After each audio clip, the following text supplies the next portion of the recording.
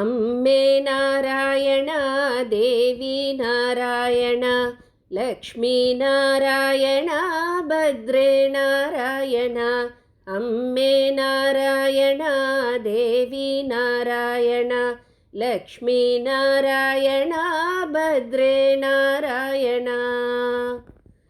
शुक्लांबरधरं विष्णुं शशिवर्णं चतुर्भुजं प्रसन्नवदनं ध्यायेत् सर्वविघ्नोपशान्तये वक्रतुण्डमहाकाय सूर्यकोटिसमप्रभा निर्विघ्नं कुरु मे देव सर्वकार्येषु सर्वदा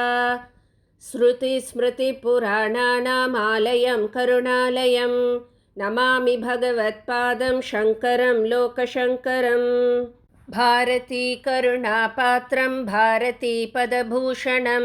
भारती पदमारूढं भारती तीर्थमाश्रये कंसस्योधामवृत्तेः कलुषितमनः सोदरी पुत्रहन्तुः हस्तादुत्पत्य भान्तिं दिवि विबुधनुतां कोटिसूर्यप्रकाशाम् कारुण्यालोलनेत्रां मृदुहसितमुखीं मध्यदेशस्थितां तां दुर्गां देवीं प्रपद्ये शरणमहमिह प्रेयसे श्रेयसे च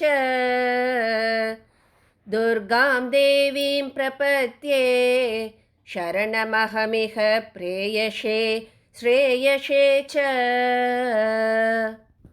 ॐ सर्वमङ्गलमाङ्गल्ये शिवे सर्वार्थसाधिके